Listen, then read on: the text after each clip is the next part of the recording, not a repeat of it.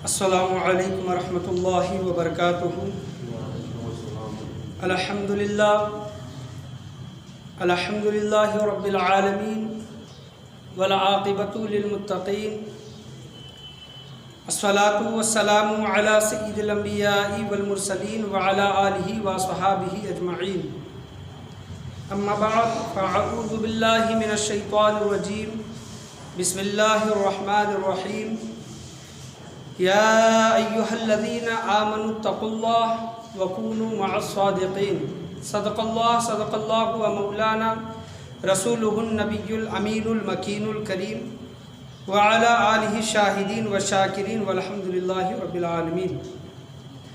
آئیے تقریر کا آغاز کرنے سے پہلے بہتر اور مناسب ہے کہ ہم اور آپ مل کر گنبد خضرا میں آرام فرمانے والے آقا حضور پرنور شفیع یوم النشور جناب احمد مجتبیٰ محمد مصطفیٰ صلی اللہ علیہ وسلم کی بارگاہ گوہر بہار میں درود و سلام کا ہدیہ نچھاور کریں۔ پڑھیے بآواز بلند، اللہم صلی علی محمد وعلی آل محمد وبارک سلم صلی علیہ۔ اور ایک مرتبہ بلند آواز سے نبی اور آل نبی کے بارگاہ میں درود شریف کا ہدیہ نچھاور کریں۔ پڑھیے بآواز بلند، اللہم صلی علی محمد وعلی آل محمد وبارک سلم صلی علیہ۔ الصلاۃ والسلام علیک یا رسول اللہ صلی اللہ تعالیٰ علیہ وسلم۔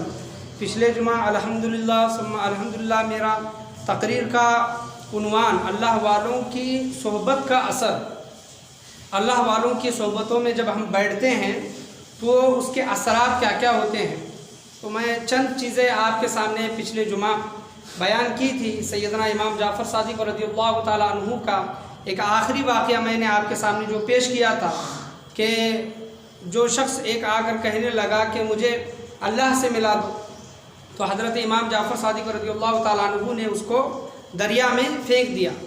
پھر وہ 2 بار حضرت امام جعفر صادق رضی اللہ تعالیٰ عنہ کو پکارا، پھر تیسری بار سیدنا امام جعفر صادق رضی اللہ تعالیٰ عنہ سے ہٹ کر اللہ کو پکارا، تو اللہ نے اس کو اپنا ولی مقرب کامل بنا لیا۔ تو اس کی وجہ جب پوچھی تو سیدنا امام جعفر صادق رضی اللہ تعالیٰ عنہ نے بیان فرمایا۔ یہ پچھلے جمعہ میں تفصیل سے واقعہ بیان کر چکا ہوں، اسی واقعے سے میں شروع کرنا چاہ رہا تھا۔ تو سیدنا امام جعفر صادق رضی اللہ تعالیٰ عنہ نے کہا یہ اللہ اللہ تو پہلے بھی کہہ رہا تھا۔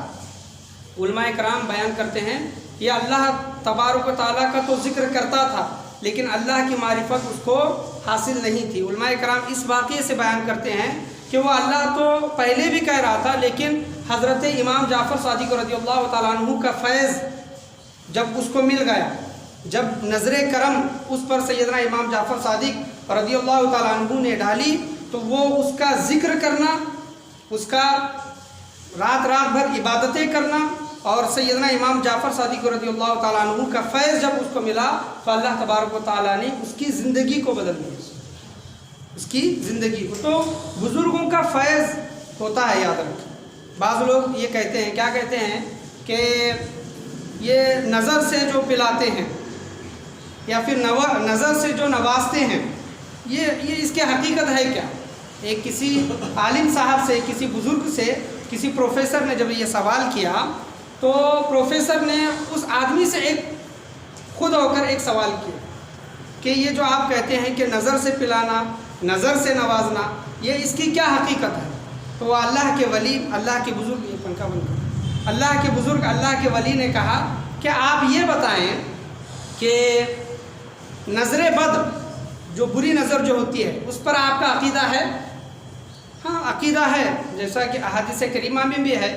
اور یوسف علیہ السلام کا جب ہم واقعہ پڑھتے ہیں تو حضرت یعقوب علیہ السلام، ان کے بیٹے جو 10 بیٹے تھے، وہ پروفیسر کہتے ہیں کہ میں نے مطالعہ کیا ہے، میں نے کتابیں پڑھی ہیں، تو حضرت یعقوب علیہ السلام کے جو 10 بیٹے تھے، حضرت یوسف علیہ السلام سب سے زیادہ حسین تھے لیکن وہ بیٹے بھی خوبصورت تھے، تو ان کے باپ نے ان کو کہا کہ تم 10 جگہ ایک جگہ جمع ہو کر نہ جاؤ، 10 لوگ ایک جگہ جمع ہو کر نہ جاؤ، حسین چہروں کو اگر لوگ دیکھیں گے تو بری نظر لگ جائے گی، تو الگ الگ کیا کرو، الگ الگ جگہ سے، الگ الگ دروازے سے تم جایا کرو۔ تو نظر بد ہے، آپ صلی اللہ علیہ وسلم نے احادیث کریمہ میں بھی وہ نظر بد سے بچنے کے لیے کلمات بیان کیے ہیں، امتیوں کو بتائی ہیں۔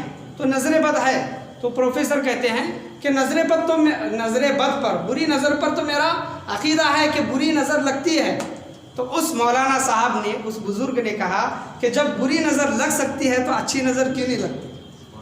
جب بری نظر لگ سکتی ہے، کسی کے دیکھنے سے کوئی بچہ بیمار پڑ جاتا ہے، رونے لگتا ہے، بری نظر جو لگتے ہیں، تعویذات وغیرہ کرتے ہیں، وظیفے وغیرہ کرتے ہیں، دم کرتے ہیں، بری نظر جب لگ سکتی ہے، جب ایک اچھا ہٹا کٹا تندرست بچہ بیمار پڑ سکتا ہے، بری نظر موت کے قریب بھی لے جا سکتی ہے، ایسی بھی نظر، کاری نظر جس کو کہتے ہیں، وہ لگ جاتی ہے۔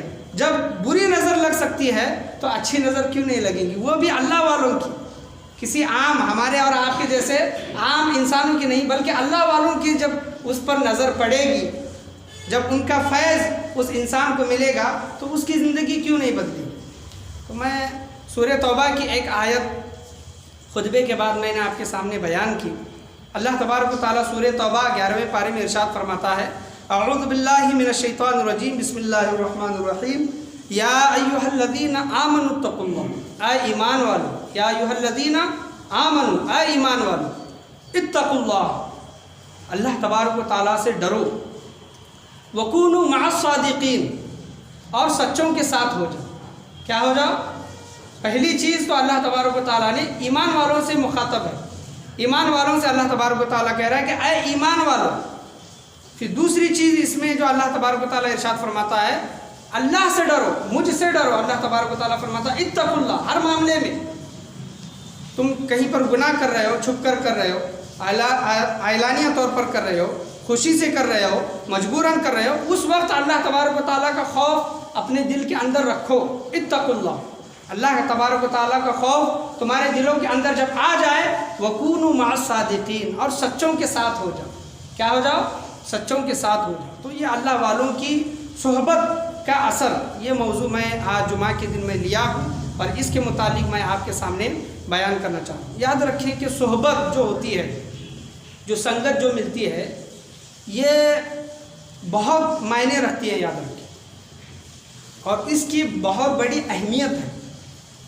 دیکھیں کہ احادیث کریمہ میں اگر ہم دیکھیں گے اور آج کا زمانہ اگر دیکھیں گے تو آج کا زمانہ ٹیکنالوجی کا زمانہ ہے، ٹیکنالوجی عروج پر ہے آج سائنس، لیکن آپ صلی اللہ علیہ وسلم نے ارشاد فرمایا کہ جو میرا زمانہ ہے، 63 سالہ زندگی کا جو زمانہ تھا حضور صلی اللہ علیہ وسلم کی، تو وہ آپ صلی اللہ علیہ وسلم نے فرمایا میرا زمانہ بہترین زمانہ ہے۔ کیا ہے؟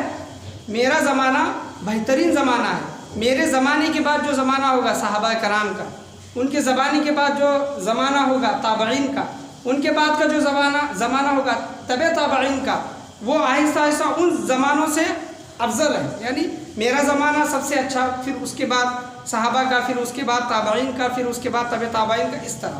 یاد رکھیں کہ یہ جو ہم آج جو دن گزار رہے ہیں، یہ حضور صلی اللہ علیہ وسلم کے زمانے سے نزدیک ہے۔ یاد رکھیں، یہ آج کا دن گزر گیا تو جو دوسرا دن آئے گا، یہ آج کا دن دوسرے دن سے بہتر ہے۔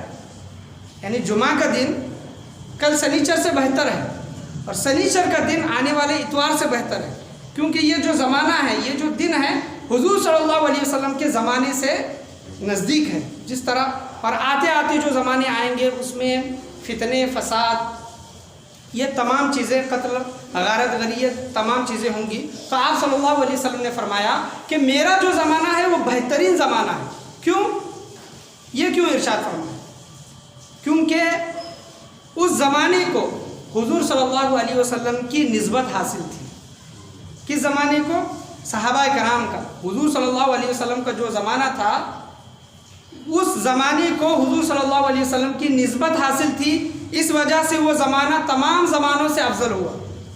آج کے دور میں حضور صلی اللہ علیہ وسلم فرماتے ہیں کہ اگر میرے زمانے میں کوئی ایک سیر 1 کلو گیہوں اگر دیتا تھا، صحابہ کرام صدقہ کرتے تھے، اور آج کے زمانے میں ایک احد پہاڑ کے برابر سونا خرچ کرتا ہے، صدقہ دیتا ہے، تو وہ احد پہاڑ سے بڑھ کر اس صحابی رسول کا صدقہ افضل ہے۔ جس صحابی نے 1 کلو حضور صلی اللہ علیہ وسلم کے زمانے میں 1 کلو گیہوں صدقہ دیا ہوگا، تو وہ 1 کلو گیہوں آج کے دور میں اگر کوئی لاکھوں کروڑوں روپے صدقہ دیتا ہے تو ان لاکھوں کروڑوں روپے سے وہ افضل ہے، کیونکہ وہ ان کو صحبت، وہ نسبت اس زمانے کو حاصل تھی، اس صحابی کو حاصل تھی۔ آج اپنے ایک وقت کا بڑا امام، بڑا ولی، بڑا غوث، بڑا قطب قلندر ابدال اگر کوئی ہے تو اس صحابی کی برابری نہیں کر سکتا جو صحابی حضور صلی اللہ علیہ وسلم کو دیکھنے کے بعد فوراً انتقال فرما گئے، نہ ایک وقت کی نماز پڑھی، نہ حج کیا، نہ روزہ کیا، بلکہ حضور صلی اللہ علیہ وسلم کی صحبت میں آئے، حضور صلی اللہ علیہ وسلم کی بارگاہ میں آئے، ان پر ایمان لایا۔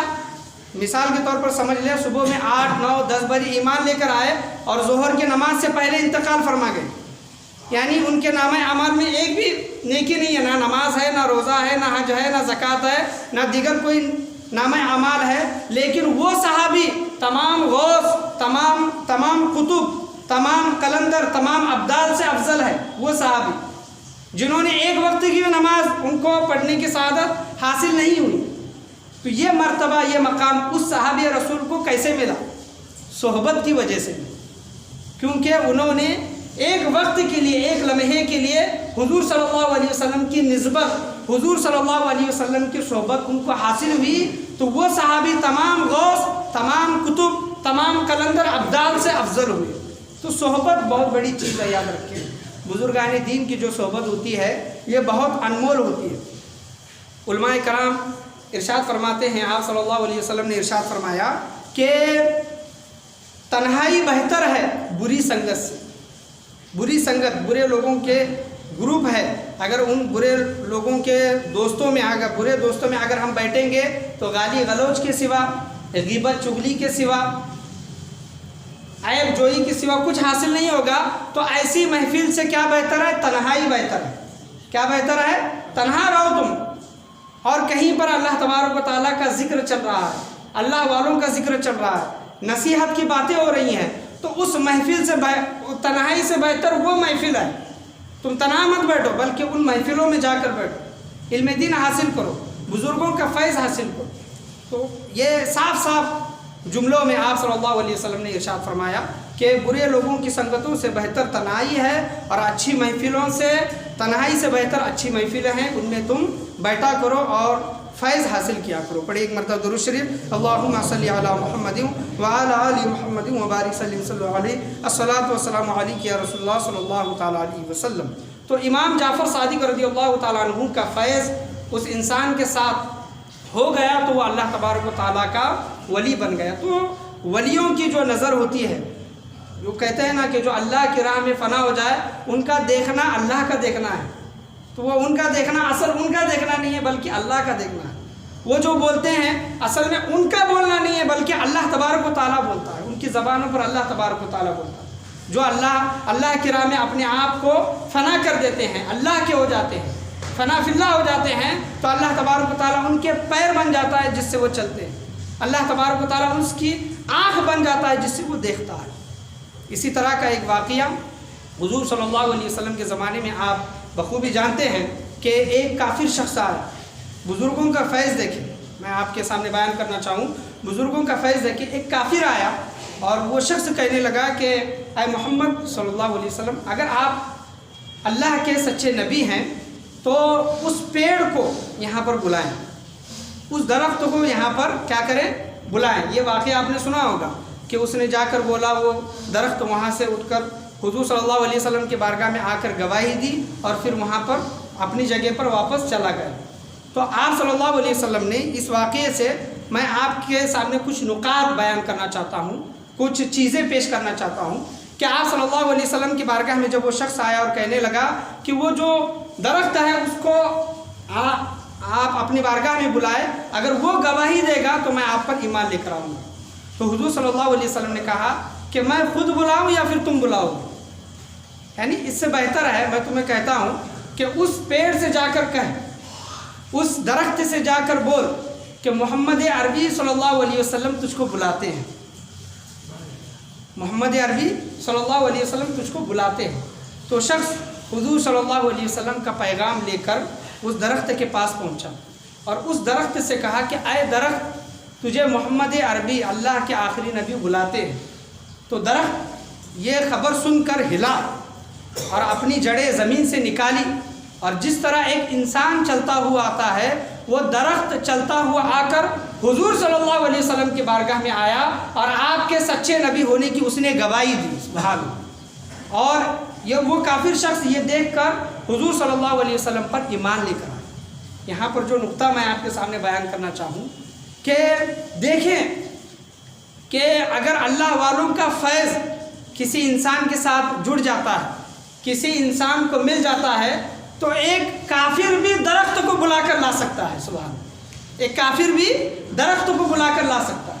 اگر کافر حضور صلی اللہ علیہ وسلم کی بارگاہ میں آنے سے پہلے، کچھ سوال کرنے سے پہلے، مطالبہ کرنے سے پہلے ایسے ہی جا کر درخت سے کہتا کہ اے درخت تجھے محمد عربی بلاتے ہیں، کیا وہ درخت آتا؟ بالکل نہیں آتا۔ آپ جا کر بولے، آئے گا؟ وہ نہیں آئے گا۔ ہم مسلمان ہیں، مومن مسلمان ہیں، ایمان والے ہیں، کلمہ پڑھنے والے ہیں، اگر کسی درخت کو جا کر بولیں گے تو نہیں آئے گا۔ لیکن ایک کافر کے بلانے پر آیا، وہ کس طرح آیا؟ ابھی وہ ایمان لے کر نہیں آیا تھا کافر انسان، اس نے وہ پورا معجزہ دیکھا، درخت کا بولنا اس نے دیکھا، گواہی دینا وہ کافر انسان نے دیکھا، پھر اس کے بعد ایمان لے کر آیا۔ اس سے پہلے تو کافر تھا نا۔ تو جب کافر کی زبان میں یہ تاثیر آ سکتی ہے، کافر کی زبان، لیکن فیض کس کا ہے اس کے ساتھ میں؟ حضور نبی اکرم صلی اللہ علیہ وسلم کا۔ بول کس کے ہیں؟ زبان تو کافر کی ہے، لیکن جو بول تھے، جو کلمات آپ صلی اللہ علیہ وسلم نے وہ کافر کو جو سکھائے تھے کہ یہ جا کر بول، تو یہ بول تو حضور صلی اللہ علیہ وسلم کے تھے۔ تو اس حدیث سے پتہ چلتا ہے جو بزرگان دین کا جو فیضان ہوتا ہے، جو بول ہوتے ہیں، اور وہ جو وظیفے دیتے ہیں پڑھنے کے لیے، جو ذکر اذکار دیتے ہیں، اس کی اہمیت ہے، یاد رکھیں۔ آج ٹی وی میں ہم نے دیکھا کہ فلاں ہم نے ذکر کیا تو یہ خوشخبری ملے گی ہمیں، اور اس کو آگے پہنچایا تو اتنے دنوں میں ہمیں خوشخبری ملے گی، اس کو آگے نہیں پہنچایا تو بری خبر سننے کے لیے ملے گا۔ یہ عقیدہ ہے ہمارا۔ ایک اللہ تبارک و تعالیٰ کے 11 نام لکھتے ہیں اور بھیجتے ہیں کہ اس کو پڑھیے اور آگے بھیجیے، 11 دن میں آپ کو خوشخبری مل جائے گی، یہ عقیدہ۔ اور اگر اس کے بعد پھر آگے کا معاملہ دیکھیں کہ بلیک میل کس طرح کرتے ہیں کہ اگر آپ اس کو آگے نہیں بھیجیں گے تو بری خبر سننے کے لیے ملے گی۔ والقدر خیرہ و شرہ، ہمارا جو عقیدہ ہے کہ اچھی بری تقدیر کس کے طرف سے ہوتی ہے؟ اللہ تبارک و تعالیٰ کی طرف سے۔ تو آج ہم نے ٹی وی میں دیکھا وظیفے، تو وہ پڑھنا شروع کر دیا۔ موبائل میں کچھ واٹس ایپ میں کچھ وظیفے آ گئے تو وہ پڑھنا شروع کر دیا۔ بے شک وہ اللہ تبارک و تعالیٰ کے نام ہیں، بزرگان دین کے بتائے ہوئے ذکر و اذکار ہیں، اس کی منائی نہیں ہے، بے شک اس میں اثر بھی ہوتا ہوگا، لیکن جو بزرگان دین سے براہ راست ڈائریکٹلی اپنے پیر و مرشد سے جو ذکر و اذکار ملتے ہیں، اس کی اہمیت کو سمجھیں، اس کی ویلیو کو سمجھیں۔ آج ہم کسی سلسلے سے بیعت ہیں اور اس سلسلے میں یہ بتایا ہے کہ آپ روزانہ اتنی چیزیں پڑھیں، یہ عمل کریں، یہ معاملات کریں، تو ان چیزوں کو کریں، ادھر ادھر جانے کی کوشش نہ کریں، کیونکہ ہمارے پیر و مرشد نے ہمارے سلسلے سے جو ہم وابستہ ہیں، وہ جو چیزیں دی ہوئی ہوتی ہیں اس میں اثرات ضرور ہوتے ہیں، یاد رکھیں۔ یہی واقعہ میں آپ کے سامنے جو بیان کرنا چاہوں کہ وہ کافر کی زبان میں وہ تاثیر کیسے آئی، کیونکہ وہ کلمات حضور صلی اللہ علیہ وسلم کے دیے ہوئے تھے۔ تو آج کسی بھی ایسے چیزوں کو دیکھ کر فارورڈ کرے نہ کرے، ان چیزوں سے پرہیز کرے، بے شک اس میں اثر ہوتا ہوگا، ہم اس کی منائی نہیں کرتے، لیکن بہت سی چیزیں ایسی ہوتی ہیں کہ اجازت لینا پڑتا ہے، رائے مشورہ کرنا پڑتا ہے علماء دین سے، پیر و مرشد سے، پیران اعظام سے مل کر اس معاملے کے متعلق پوچھنا پڑتا ہے کہ یہ وظیفہ آیا ہے، کیا ہم اس چیز پر، اس وظیفے پر عمل کر سکتے ہیں؟ وہاں سے اگر اجازت مل گئی تو ٹھیک ہے، ورنہ جو وظیفے دیے ہیں اس پر عمل کرنے کی کوشش کریں۔ پڑھیے ایک مرتبہ درود شریف، اللہم صلی علی محمد وعلی آل محمد وبارک صلی اللہ علیہ، الصلاۃ والسلام علیک یا رسول اللہ صلی اللہ تعالی علیہ وسلم۔ تو بزرگان دین کی صحبت حاصل کرنا، ان کی سنگتوں میں بیٹھنا اور اللہ تبارک و تعالیٰ کی معرفت کو حاصل کرنا، یہ نہایت ضرورت ہے۔ یاد رکھیں کہ آج دنیا کا معاملہ ہے، دنیا کا کسی فیلڈ میں اگر ہم کام کرنا چاہیں، بزنس مین تجارت کرنا چاہیں، تو ہم رائے مشورہ لیتے ہیں بزنس مین سے کہ ہم یہ کام شروع کر رہے ہیں تو یہ کام کرنا کیسا ہے۔ اگر کورٹ کچہری کی ضرورت پڑ جائے تو ہم یہ دیکھتے ہیں کہ سب سے اچھا وکیل کون سا ہے، बैंक में पैसे इन्वेस्ट करना चाहे तो हम ऐसे बैंकर की तलाश करते हैं कि जिस बैंक में अगर हम पैसे जमा करेंगे तो डूबेगा नहीं, मुनाफा देगा। प्लॉटिंग वगैरह जो हम करते हैं तो उनसे भी हम क्या करते हैं, तजुर्बा हासिल करते हैं। तो दुनिया के हर गोशे में, हर शोबे में हम एक मास्टर जो उस फील्ड का माहिर होता है, हम उसकी रहबरी हासिल करते हैं, उससे राय मशवरा लेकर क्या करते हैं, कोई भी काम करते हैं। जब दीन का मामला आए, क्या है, जब दीन का मामला आए तब हम अपनी अक्लें दौड़ाना शुरू करते हैं कि हमें क्या ज़रूरत है उनकी। याद रखें कि जब दुनिया में आप किसी के राय मशवरे के बगैर कामयाब नहीं हो सकते तो दुनिया व आखिरत में कैसे कामयाब होंगे। ये अल्लाह वाले हैं। याद रखें कि इनकी सोहबतें ना हमें दुनिया में रुसवा करेंगी ना आखिरत में रुसवा करेंगी। हज़रत जुनैद बगदादी रहमतुल्लाह अलैह, आज हमारा और आपका हाल ये है कि हम किसी पीर साहब से अगर मुलाकात करने के लिए जाएं तो सबसे पहले हम देखते हैं कि पीर साहब ने कैसा लिबास पहना है। हम अपने पीर की बात नहीं कर रहे हैं, दूसरे किसी से मुलाकात कर रहे हैं, मुसाफा कर रहे हैं, उनकी सोहबत में उनकी बयान सुनने के लिए वगैरह जा रहे हैं, तो सबसे पहले हम ये देखते हैं, क्या देखते हैं कि उनका लिबास कैसा है, उनकी दाढ़ी कैसी है, उनका बैठना कैसा है, उनका बोलना कैसा है। अरे आप जाने से पहले ही अपने दिल में सवालात, अपने दिल में शक व शुबात पैदा करके उनकी महफिलों में जाएंगे तो फैज़ कैसे हासिल होगा। फैज़ हरगिज़ हासिल नहीं हो सकता। याद रखें, हम अपने खुद के माँ बाप को नहीं पहचान सकते, पहचान पाते कभी कभार घर में मामलात वगैरह हो गए तो हमें ऐसा लगता है कि हमारे अब्बा जान तो ऐसे नहीं थे, ऐसा क्यों कर रहे हैं, मेरा बेटा तो ऐसा नहीं था, अचानक क्यों ऐसा कर रहा। जो जिससे हम खुद पैदा हुए या फिर हमने जिसको खुद पैदा किया, हम कभी कभार उनको नहीं समझ सकते तो इन अल्लाह वालों को कैसे समझेंगे। चंद मिनट में, चंद घड़ी में, और जाकर जज करना शुरू करते हैं कि वो कैसे हैं, क्या कर रहे हैं। तो ये हरगिज़ ऐसा ना करें कि जो बुजुर्गान दीन का जो फैज़ हासिल जो होता है बिला लौस, बग़ैर मतलब के, दिल में कोई शक शुबा वगैरह लेकर ना जाएं, उनकी महफिलों में बेलौस जाएं तो फैज़ और उनका करम हासिल होगा। हज़रत जुनैद बगदादी रहमतुल्लाह अलैह की बारगाह में एक उनका मुरीद हमेशा आया करता था, उनकी सोहबत में बैठा करता था। सोहबत में बैठना कितना फ़ायदा देता है। सोहबत से अगर दूर हो जाएं अल्लाह वालों की तो शैतान किस तरह फंदे में डालता है। देखें कि हज़रत जुनैद बगदादी रहमतुल्लाह अलैह का मुरीद कुछ दिन आया, बैठा, सोहबत में बैठा, कुछ दिनों के बाद गायब हो गए। हज़रत जुनैद बगदादी रहमतुल्लाह अलैह अपने मुरीदों पर नज़र रखते थे।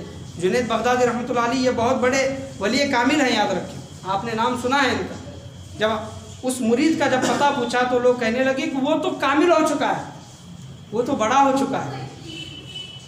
तो हज़रत जुनैद बगदादी रहमतुल्लाह अलैह पूछते हैं कि उसके कामिल होने की निशानी क्या है। तो दूसरे जो मुरीदीन है वो कहते हैं कि या पीर या जुनैद, वो कहता है कि मुझे जुनैद की बारगाह में आने की ज़रूरत नहीं है, मुझे जुनैद की बारगाह में आने की ज़रूरत नहीं है, मैं कामिल हो चुका हूँ।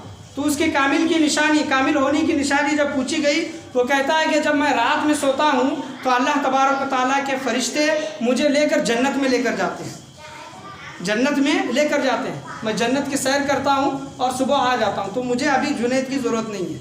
हज़रत जुनैद बगदादी रहमतुल्लाह अलैह कुछ देर आँख बंद की और कश्फ में देखा और अपने मुरीदों से कहा कि ठीक है, जब तुम उससे मुलाकात करो तो उससे कहो कि जब तुम्हें फरिश्ते जन्नत की सैर कराने लेकर जाएं तो तुम ये विर्द करो, ये वजीफ़ा पढ़ो। वजीफ़ा क्या बोला हज़रत जुनैद बगदादी रहमतुल्लाह अलैह ने, ला हौला वला कुव्वता इल्ला बिल्लाहिल अलिय्यिल अज़ीम। ये वजीफ़ा, ला हौला वला कुव्वता इल्ला बिल्लाहिल अलिय्यिल अज़ीम। मुरीदों ने जाकर उस शख्स से बता दिया, उसने कहा कि ठीक है। जब वो रात में सोया तो देखें कि बुजुर्गान दीन का फैज़ कैसा होता है। अल्लाह की अता से जो कुछ मिला है, अल्लाह की अता से, अल्लाह की मर्ज़ी से, अल्लाह की इजाज़त से बुज़ुर्गों का फैज़ हज़रत जुनैद बगदादी रहमतुल्लाह अलैह का कश्फ, फैज़, तसर्रुफ़ उस मुरीद के ख्वाब पर भी था, उस मुरीद के ख्वाब पर भी था। जब वो मुरीद को जब ख्वाब आया और फरिश्ते उसको जन्नत की सैर कराने लगे तो हज़रत जुनैद बगदादी रहमतुल्लाह अलैह का तसर्रुफ़, फैज़ उसके ख्वाब में भी वो शामिल हाल था। तो उस शख्स को वो कलीमे याद आए जो हज़रत जुनैद बगदादी रहमतुल्लाह अलैह ने उसको दिए थे। کہ جب تم جنت کی سیر کرنے لگو تو لا حول ولا قوت الا باللہ العلی العظیم پڑھ لیا کرو۔ تو وہ مرید کو وہ جملے یاد آئے، وہ وظیفہ یاد آیا، تو خواب ہی میں اس مرید نے لا حول ولا قوت الا باللہ العلی العظیم پڑھا۔ پڑھنے کے ساتھ دھڑم کر کے ایک آواز آئی، بم جس طرح پھٹتا ہے اس طرح کی آواز آئی۔ جب اس نے آنکھ کھول کر دیکھا تو ایک کچرے کے ڈبے میں پڑا تھا، کچرے کے ڈبے میں۔ تو وہ مرید دوڑتا ہوا، بھاگتا ہوا، روتا ہوا حضرت جنید بغدادی رحمۃ اللہ علیہ کے بارگاہ میں آیا اور کہنے لگا کہ سرکار یہ معاملہ مجھے کچھ سمجھ میں نہیں آ رہا، یہ کیا بات ہے؟ تو حضرت جنید بغدادی رحمۃ اللہ علیہ نے کہا کہ نادان، جو تو میری بارگاہ سے چلا گیا، صحبت سے چلا گیا، شیطان نے تجھے اپنی مصنوعی، اپنی بنائی ہوئی جنت میں لے کر جاتا اور تجھے یہ گمان ہوتا کہ یہ اللہ کی بنائی ہوئی جنت ہے۔ تو بزرگوں کی صحبت سے اگر ہم دور ہوتے ہیں تو یاد رکھیں کہ جس کا دوست کوئی نہیں، اس کا دوست کون ہوتا ہے؟ شیطان ہوتا ہے۔ دوست بناؤ تو اللہ والوں کو بناؤ۔ اللہ والی یہ ہوتے ہیں کہ اللہ کی عطا سے، اللہ کے حکم سے مریدوں کی زندگی کو بدل دیتے ہیں۔ میں سب لوگوں کی بات نہیں کر رہا، آج کے زمانے میں جعلی پیر، ڈبے پیر بھی ہوتے ہیں جو خود تو شریعت کے پابند نہیں ہوتے، خود بھی نہیں ہوتے اور مریدوں کو بھی اس کا حکم نہیں دیتے۔ مریدوں کو جنت میں جانے کی تو دور کی بات، ان کا حال کیا ہوگا یہ اللہ بہتر جانتا ہے۔ میں ہر ایک کی بات نہیں کر رہا، آج کے زمانے میں، آج کے دور میں اللہ کے سچے نبی بھی، اللہ کے سچے ولی بھی ہیں جو شریعت کے پابند ہیں، شریعت پر چلتے ہیں اور مریدوں کو سختی کے ساتھ حکم دیتے ہیں کہ تم شریعت کی پابندی کرو، نمازوں کی پابندی کرو، جو تمہیں ذکر اذکار دیے گئے ہیں وہ ذکر اذکار ان کا نام لینے کے لیے نہیں دیے کہ میرا نام پڑھو، میرے گھر والوں کا نام پڑھو، نہیں، بلکہ اللہ تبارک و تعالیٰ کے ہی ذکر اذکار مریدوں کو دیے ہوئے ہوتے ہیں جو ہم نہیں پڑھتے۔ اس وجہ سے ہماری زندگی میں پریشانیاں، مصیبتیں آنا شروع ہوتی ہیں، پھر ہم کسی مولانا کے پاس، کسی تعویذ کرنے والے کے پاس جاتے ہیں اور کہتے ہیں کہ ہمارے گھر میں یہ ہے، وہ ہے، یہ معاملات یہ ہوتے ہیں۔ حضور سیدنا غوث اعظم رضی اللہ تعالیٰ عنہ کی بارگاہ میں ایک شخص مرید بنا اور ان کی بارگاہ میں رہا، اور وہ مرید کے ساتھ معاملہ یہ ہوا کہ خواب میں اس کو احتلام ہوتا تھا، خواب میں غلط فعل ہوتا تھا، خواب میں احتلام ہوتا تھا، اور علماء کرام لکھتے ہیں کہ 70 مرتبہ ایک ہی رات میں اس کو احتلام ہوا۔ کتنے بار؟ 70 مرتبہ ایک ہی رات میں احتلام ہوا۔ حضور سرکار غوث اعظم رضی اللہ تعالیٰ عنہ کی بارگاہ میں آ کر وہ شخص کہنے لگا کہ حضرت یہ معاملہ کیا ہے کہ ایک ہی رات میں مجھے 70 مرتبہ احتلام ہوا؟ تو حضور سیدنا غوث اعظم رضی اللہ تعالیٰ عنہ کہتے ہیں کہ میں نے تیری تقدیر میں دیکھا کہ تو اپنی آنے والی زندگی میں 70 مرتبہ زنا کرنے والا تھا، حقیقی پریکٹیکلی طور پر تو زنا کرنے والا تھا، لیکن میں نے اللہ کی بارگاہ میں دعا کر کے اللہ کی عطا سے جو تو اپنی زندگی میں حقیقی طور پر جو کرنے والا تھا وہی معاملہ تیرے ساتھ خواب میں کر کے وہ تمام گناہوں سے تجھے بچا لیا۔ سبحان اللہ۔ تو بزرگان دین کا یہ فیض ہوتا ہے، یاد رکھیں۔ آج ہم اللہ والوں کی صحبت سے دور ہیں، اللہ والوں کی صحبت سے دور ہیں، اسی وجہ سے بھٹکے ہوئے ہیں، گمراہ ہوئے ہیں۔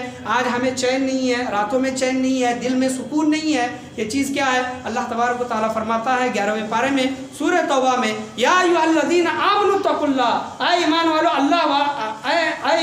اللہ سے ڈرو، اے ایمان والو اللہ سے ڈرو، وکونوا مع الصادقین، اور سچوں کے ساتھ ہو جاؤ۔ سچے وہ جو شریعت کا راستہ بتائیں، اللہ کا راستہ بتائیں، اللہ کے رسول کا راستہ بتائیں، اللہ اور اس کے رسول کی اطاعت کا تمہیں حکم دیں، شریعت کا تمہیں پابند بنائیں۔ اللہ والے وہ جن کو دیکھو تو اللہ تبارک و تعالیٰ یاد آ جائے، اللہ والے وہ جن کی محفلوں میں بیٹھیں تو ہمارے علم میں اضافہ ہو جائے، آخرت کی یاد آئے، موت کی یاد آئے، وہ اللہ والے ہیں۔ ان کی صحبتیں، ان کی سنگتیں ہمیشہ اختیار کرنے کی کوشش کریں۔ اللہ سے دعا ہے کہ اللہ تبارک و تعالی ہم تمام لوگوں کو بولنے سننے سے زیادہ عمل کی توفیق عطا فرمائے، اور ہمیشہ اللہ والوں کی سے دوستیاں، اللہ والوں کی سنگتیں، صحبتیں اختیار کرنے کی توفیق عطا فرمائے۔ اللہ تبارک و تعالیٰ سے دعا ہے کہ اللہ تبارک و تعالیٰ برے لوگوں کی سنگتوں سے ہم تمام لوگوں کی حفاظت عطا فرمائے۔ ہمیشہ سچ بولنے، سچ سننے، سچ پر عمل پیرا ہونے کی اور شریعت کا پابند بننے کی اللہ تبارک و تعالی ہم تمام لوگوں کو توفیق عطا فرمائے۔ لا الہ الا اللہ محمد رسول اللہ صلی اللہ تعالی علیہ وسلم، وآخر دعوانا ان الحمد للہ رب العالمین۔